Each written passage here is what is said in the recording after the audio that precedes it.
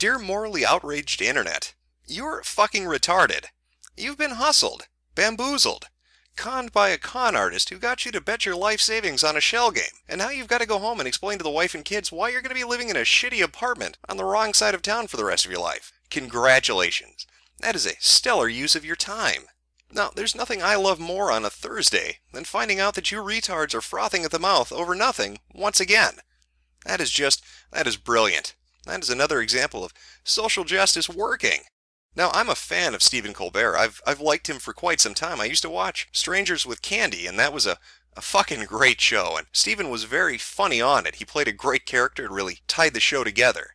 And I was equally happy to see him on The Daily Show as a field reporter. I thought he was a funny guy, and when he branched off from that to do the Colbert Report as the host, it made sense to me. I watched it for quite some time. I like his sense of humor, his style of delivery, his ability to get a joke across, and he played the role very well. He's a parody of a right-wing conservative pundit.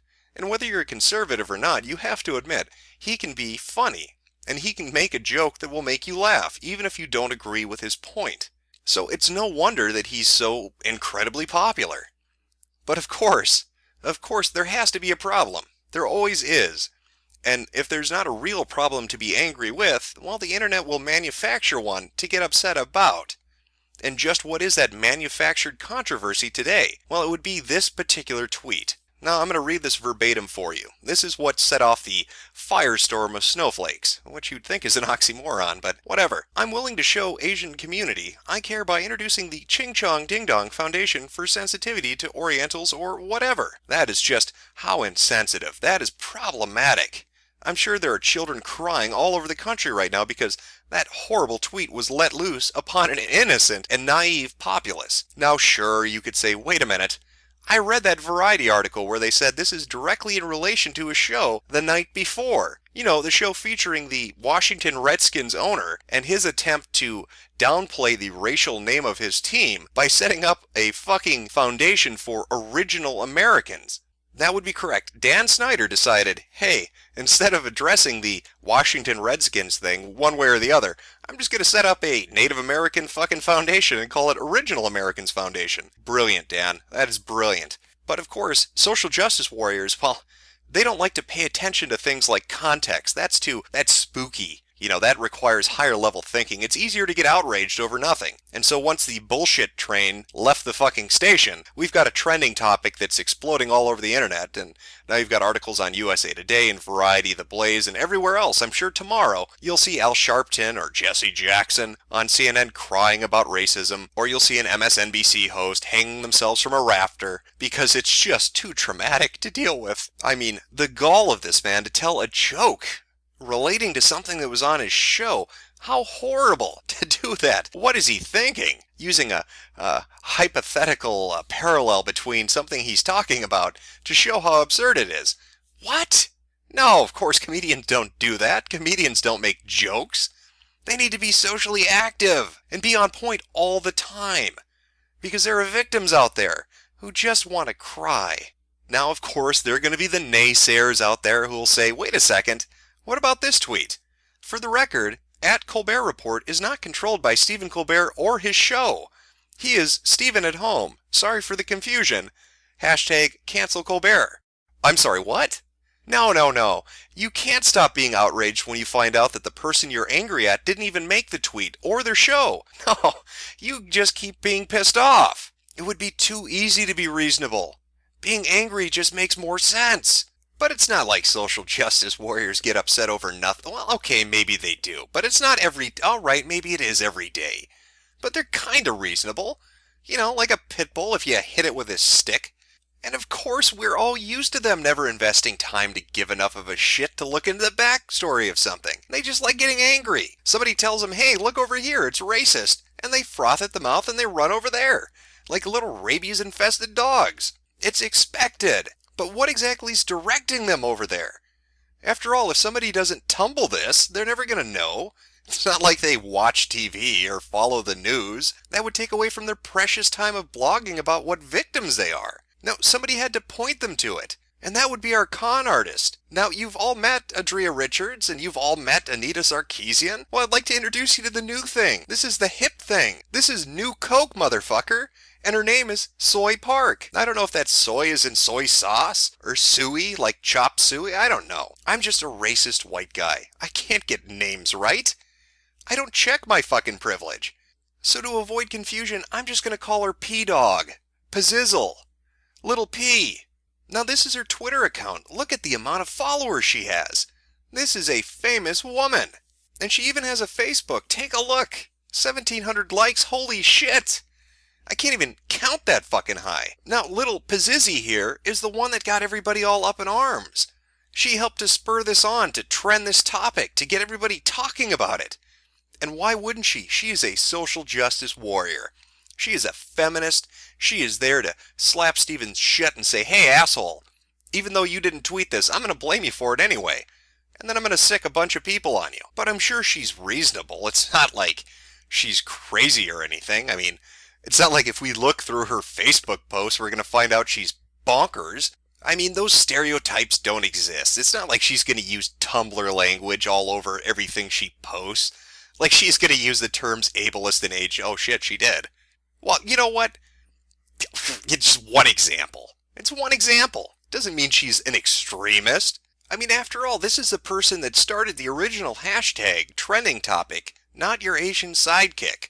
If you remember the whole solidarity for white women thing, apparently Pizzizi here was inspired by that, or encouraged by it, to kind of spur along her own thing about Asian Americans. Well, I think that's socially conscious. I mean, what a good person she individually must be to dedicate her free time to fighting for social justice. To do that for no profit at all alone, on your own? Pizzizi, I am proud of you. Now, wait a second, what is it? I'm sorry, I think I overlooked something. What does that say? A post on her Facebook from March 12th. I've gotten some questions about where my personal Facebook account went. I deleted it to have more separation between my private and personal life, since I was getting too many inquiries and messages on my personal account. Please email me at bookings@soypark.com. Message me on this page or leave a comment on the wall if you need anything. Wait a minute. Personal and professional life? Bookings? I'm confused. There must be a mistake here. Let me go look at that Twitter again to make sure. Yeah, that's directing me over here, and sure enough, it says bookings. Bookings. That makes it sound like it's professional. Like she does this for a living. Like she's a social justice warrior that gets, I don't know, hired to give speeches at colleges about gender issues and maybe makes her financial gains based on issues she can talk about at those colleges. But I'm sure that's crazy. It's not like she's getting invited to be the keynote speaker at events. Oh wait, yes she is. Or that the whole not your Asian sidekick thing was something she spun into a media sensation to try to build a professional career around it. You know, as seen in this picture here that was featured in numerous articles about not your Asian sidekick that helped to spin her career into high gear and get her speaking engagements.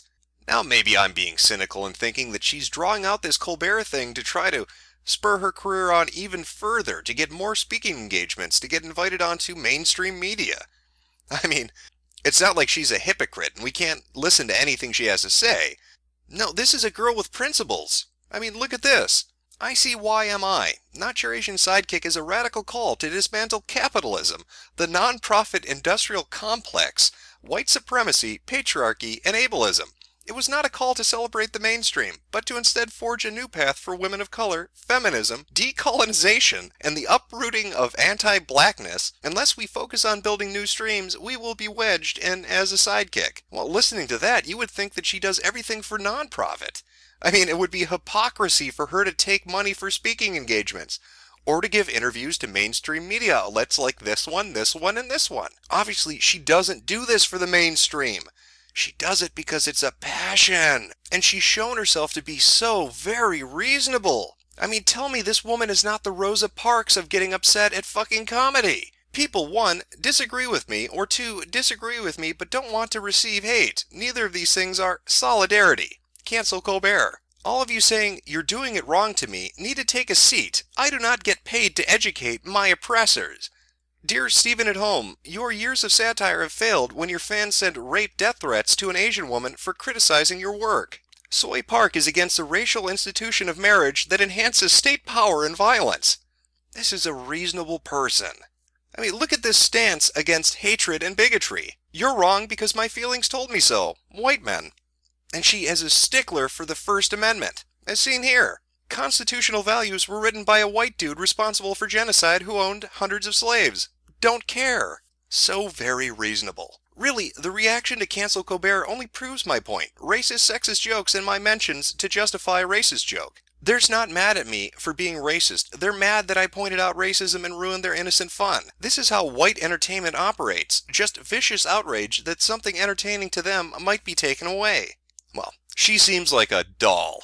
Who wouldn't want to follow this person? And of course, she was so gracious when Stephen Colbert tweeted this back to her. I agree. Just saw @Colbert Report tweet. I share your rage. Who is that, though? I'm Stephen at home. Her response, very, very reasonable. Wait, how are you a comedian? That wasn't funny.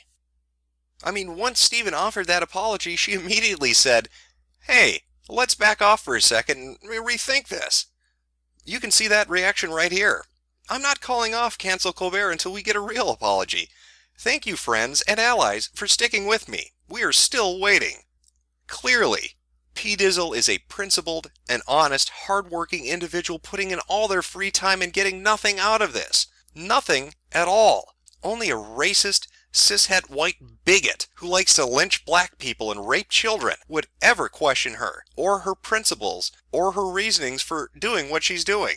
I mean, it's completely reasonable to still be upset even after you find out the person you're angry at wasn't responsible for what you're angry about. It's perfectly reasonable to still be upset when you find out the joke you were angry about was actually in promotion of stopping racism by relating to a story about somebody who was racist. Obviously, it is completely reasonable to still be upset even after the show's host, Stephen Colbert himself, tweeted you and offered an insight and said, that wasn't me. Sorry about that. Well, Pizzazzle, I'm very proud of you, and I think we all are, for standing up against that fucking bigot, Stephen Colbert. You teach him a lesson. And remember, if you're interested in having Soy come speak at your campus or event, please email our team at bookings@soypark.com. We look forward to hearing from you, and happy holidays. Well, Merry fucking Christmas.